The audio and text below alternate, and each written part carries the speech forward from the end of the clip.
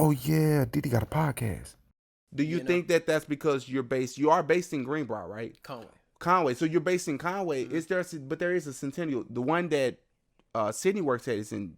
Yep, she works at the same one. We have 8 branches here in Conway, man. Oh wait, I thought Sydney worked at the one in Bro. Okay, so Sydney works Greenbrier like Fridays, and then she changes. Okay, but you're based in Conway strictly. Okay, I'm thinking you're in Greenbrier. All right, we're on the same page now. So, because my next question was going to be, do you think the reason why you don't see a great deal of African Americans that at least come up and ask questions, is it because of the location you're at, being that it would be in Greenbrier? But you're in Conway, so that's a different question because there are African Americans, quite a few that live here. Biggest reason you think you don't see a whole lot of African Americans that come and at least ask questions?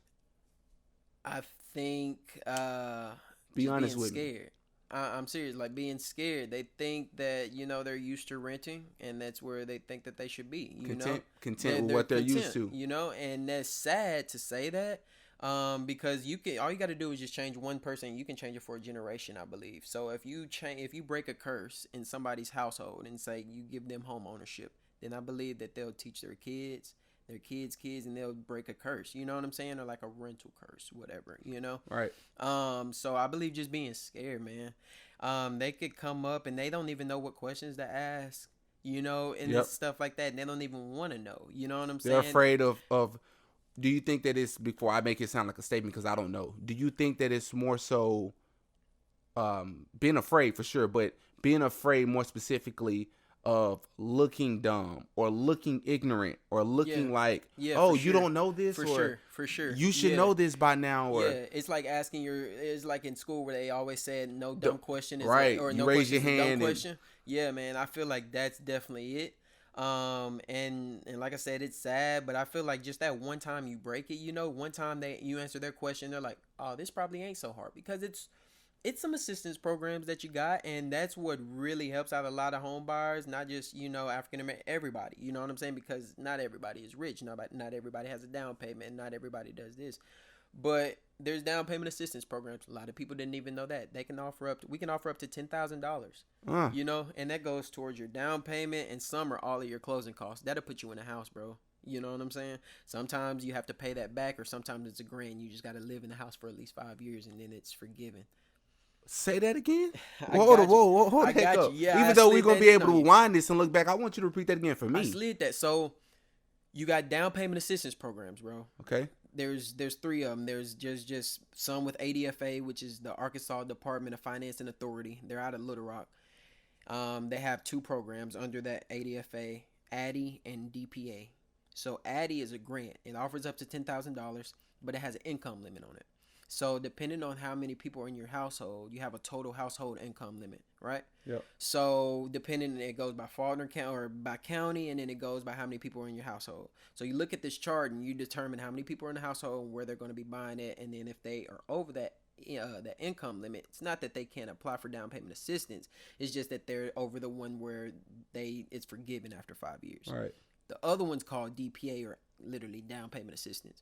This is one you can still offer up to $10,000, but these are for the people that are over the income limit, right? And so you get those people that are over the income limit. They don't have any assets for down payment or closing costs, but they still want that grant.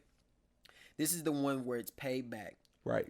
So the first one is a grant. Grant means you do not have to pay the money back. Correct. The second one is more like a loan. Correct. More like a loan, which means you have to pay it back. This one's paid over 10 years. It's fully amortized over 10 years.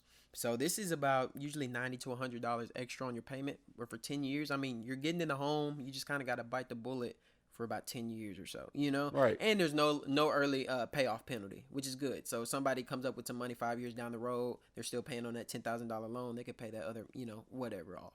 And then they're good. Their payment drops $90 to $100. Wow. Know? So and also you're getting equity in the home while that 10-year comes.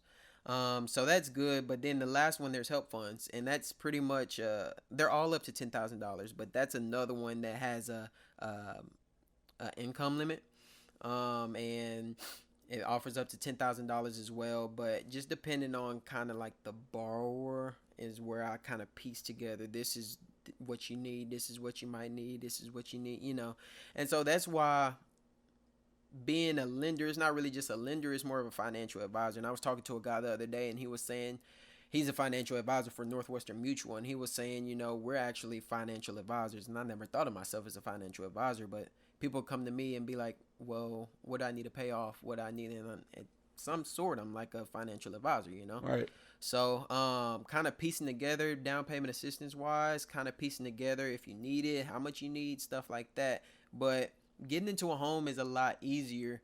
I'm not even going to say it's a lot easier, but there's a lot of stipulation out there where if you're not rich, then you can't get into a home. You know what I'm saying? But now things have changed. You got down payment assistance. Interest rates are low right now, so that's good.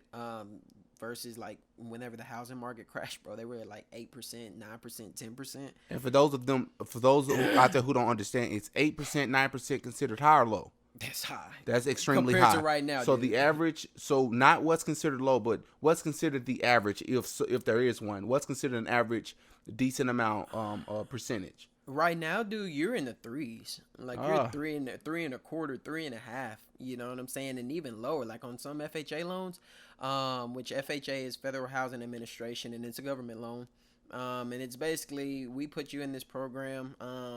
Basically, if your credit score isn't great, here at Centennial Bank, we do minimum 620 credit score, but usually if somebody's credit score is just right over that, then we'll usually say a FHA loan, just because the interest rate isn't too high, but it's still like a pretty good interest rate. So FHA interest rates though are about 2.5, 2.75, 3%, 3.25. Okay. So they're in about that range. But if you're a good conventional borrower, then I mean it's gonna be about 3.25, so 3%.